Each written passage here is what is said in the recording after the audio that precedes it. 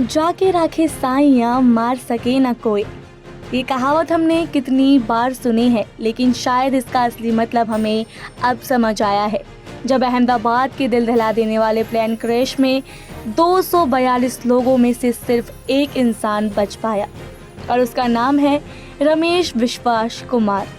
12 जून की दोपहर air India की flight AI-171 Boeing 887 Dreamliner Ahmedabad से लंदन के लिए रवाना हुई थी। फ्लाइट में कुल 230 यात्री और 12 क्रू मेंबर्स सवार थे, लेकिन टेक ऑफ के महज 30 से 50 सेकंड बाद ही प्लेन में एक जबरदस्त धमाका हुआ और वो शहर के सिविल हॉस्पिटल की बिल्डिंग से जा टकराया। आसमान में आग की लपटें उठी, शहर भर में चीख पुकार मच गई। यह आंकड़ा सुनने में ही असंभव सा लगता है। ऐसा कैसे हो सकता है कि इतना बड़ा विमान हादसा हो और उसमें सिर्फ एक व्यक्ति रमेश बच निकले? ये चमत्कार नहीं तो और क्या है। रमेश प्लेन में सीट नंबर 11A पर बैठे थे। क्रैश के बाद जब मलबा हटाया गया तो चारों तरफ से जलते हुए टुकड़े, राख और इंसानी अवशेष थे, लेकिन उसी राख के ढेर से रमेश जख्मी लेकिन जिंदा बाहर आते दिखे। उनका एक वीडियो सामने आया है। उनके चेहरे पर गहरे घाव है, पैर में चोट, लेकिन वो खुद अपने पैरों पर चलते हुए एम्बुलेंस तक पहुंचे। रमेश बोले, ये करिश्मा है, मैंने तो मौत को बहुत करीब से देखा। प्लेन टेक ऑफ हुआ और लगभग 30 सेकंड के अंदर एक जोरदार धमाका हुआ। सब कुछ हिल गया। मेरी आंख खुली तो मैं मलबे में दबा हुआ था।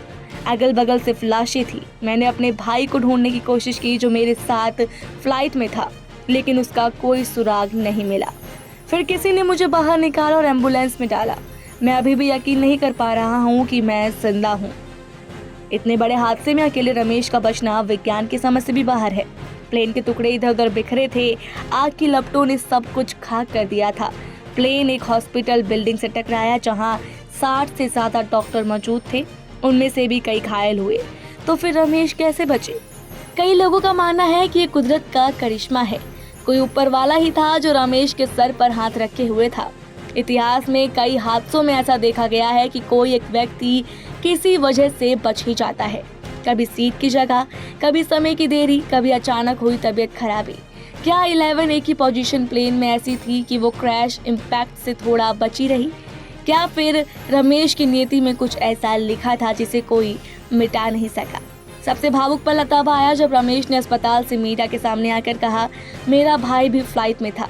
अगर वो कहीं है तो प्लीज मुझे बताइए, मैं उसका इंतजार कर रहा हूँ।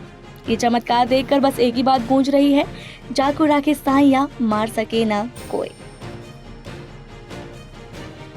आप देख रहे हैं सौगंध टीवी, सौगंध वतन की।